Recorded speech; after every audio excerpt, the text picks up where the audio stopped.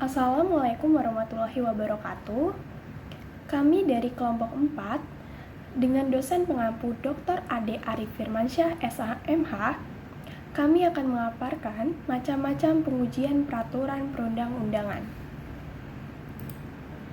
Dengan anggota kelompok terdiri dari yang pertama, Yolanda Apriliana 221201122, yang kedua, Haikal Julanda dengan NPM 221201173, dan yang ketiga, Stella Maris Abigail Diksi dengan NPM 221201175, dan yang keempat ada Niken Nurhats Febriani dengan NPM 221201175, dan terakhir ada Jessica Deborah dengan NPM 22120117742.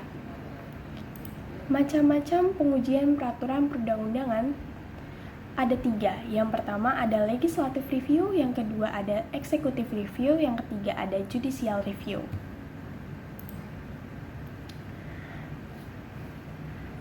Selanjutnya, legislative review atau political review. Legislative review adalah proses di mana lembaga legislatif seperti DPR atau lembaga lain yang memiliki kewenangan legislasi melakukan peninjauan kembali terhadap produk hukum yang telah dibuat seperti Perpu. Tujuan utamanya adalah memastikan bahwa peraturan tersebut sesuai dengan perkembangan zaman, tidak bertentangan dengan peraturan yang lebih tinggi, dan sesuai dengan kebutuhan politik, sosial, dan ekonomi saat itu. Mekanisme legislative review diatur dalam Undang-Undang Nomor 12 Tahun 2011 dan melibatkan proses persetujuan atau penolakan terhadap Perpu yang diajukan oleh Presiden atau DPR, termasuk melalui rapat paripurna. Selanjutnya, legislative review dilakukan oleh DPR atau DPRD sebagai bagian dari tugas mereka dalam menguji peraturan perundang-undangan yang sudah ada. Proses ini sangat penting untuk memastikan bahwa peraturan tersebut masih relevan dan sesuai dengan kebutuhan masyarakat serta kebijakan negara.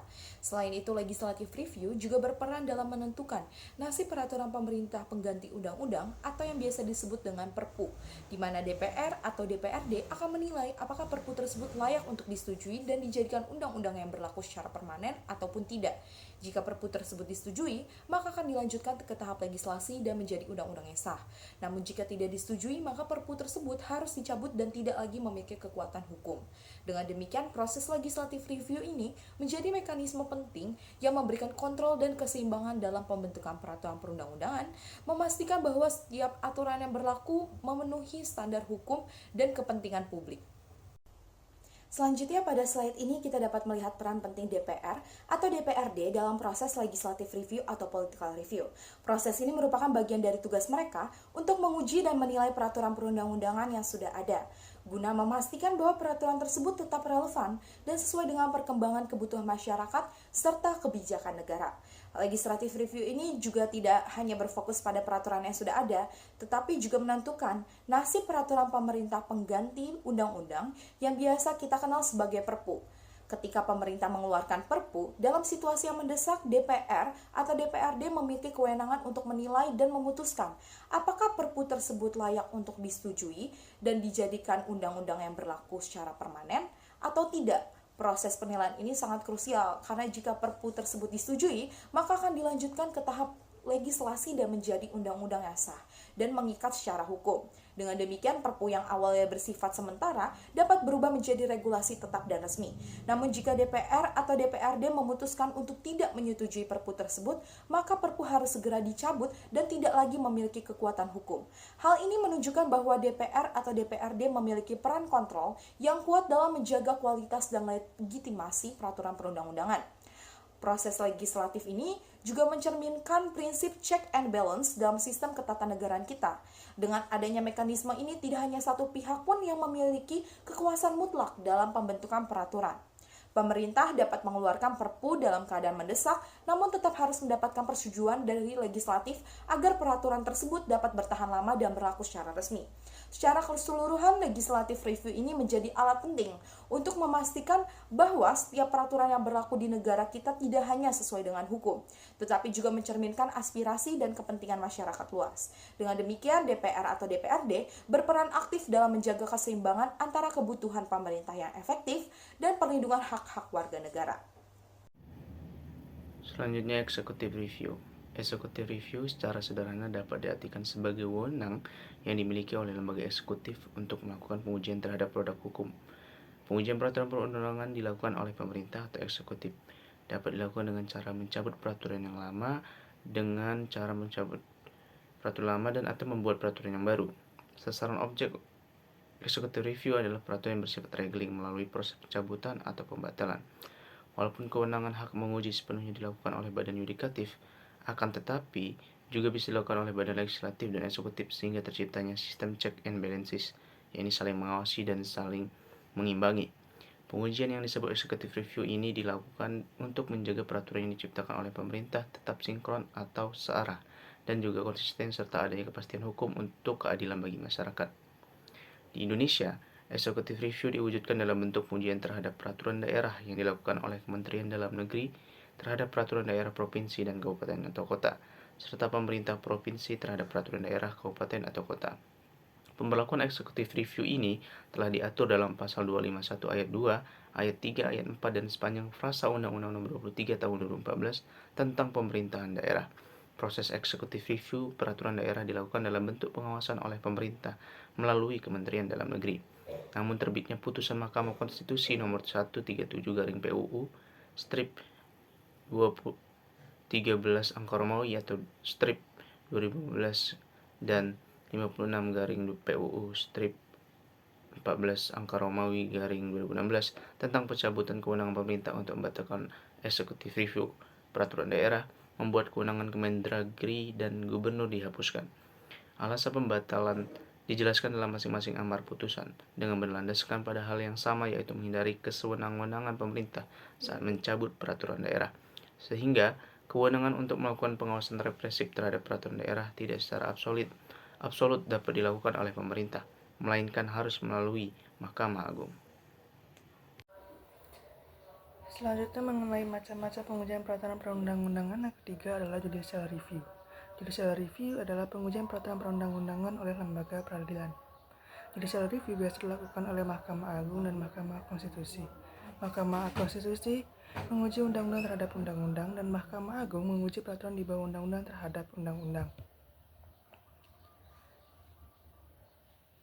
Selanjutnya adalah mengenai dasar hukum dari kewenangan Mahkamah Agung dan Mahkamah Konstitusi. Yang pertama, pasal 24A ayat 1 Undang-Undang 1945 yang mengatur tentang kewenangan Mahkamah Agung, di mana Mahkamah Agung berwenang mengadili pada tingkat kasasi, menguji peraturan perundang-undangan di bawah undang-undang terhadap undang-undang, dan mempunyai kewenangan lainnya yang diberikan oleh undang-undang. Dan dalam pasal 24C ayat 1 Undang-Undang 1945 tentang kewenangan Mahkamah Konstitusi, di mana Mahkamah Konstitusi berhak mengadili pada tingkat pertama dan terakhir yang putusannya bersifat final untuk menguji undang-undang terhadap undang-undang dasar, memutus sengketa kewenangan lembaga negara dan kewenangan yang diberikan oleh undang-undang dasar, memutus pembubaran partai politik, dan memutus perselisihan tentang hasil pemilu. Selanjutnya adalah tentang alasan mengapa ada pengajuan judicial review. Yang pertama, biasanya karena undang-undang tersebut bertentangan dengan undang-undang dasar atau peraturan yang lebih tinggi.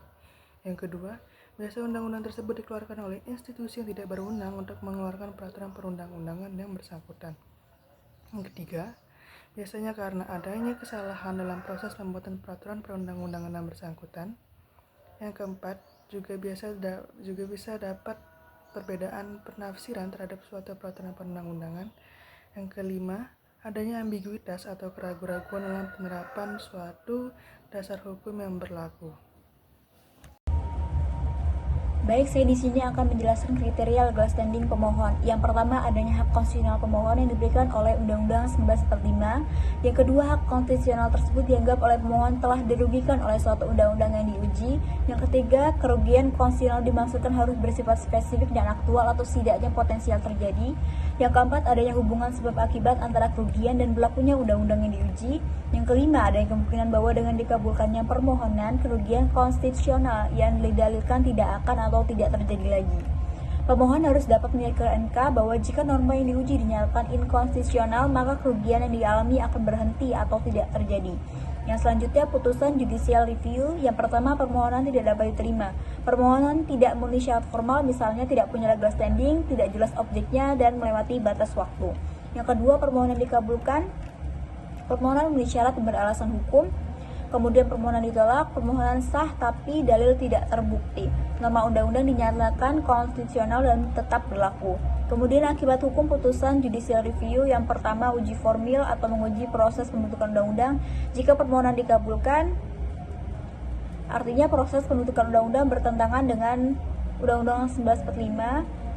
Artinya tidak memenuhi prosedur pembentukan sesuai dengan Undang-Undang Nomor 12 Tahun 2011 tentang pembentukan peraturan perundang-undangan. Akibat hukumnya berlaku surut atau retroaktif. Kemudian uji material, menguji isi atau substansi pasal dalam undang-undang. Jika permohonan dikabulkan, artinya substansi norma dalam undang-undang bertentangan dengan Undang-Undang 1945. Misalnya melanggar hak asasi manusia, prinsip keadilan, atau prinsip negara hukum. Akibat hukumnya berlaku ke depan atau prospektif. Norma dinyatakan tidak berlaku sejak putusan diucapkan. Sekian video dari kami, semoga bermanfaat. Terima kasih. Wassalamualaikum warahmatullahi wabarakatuh.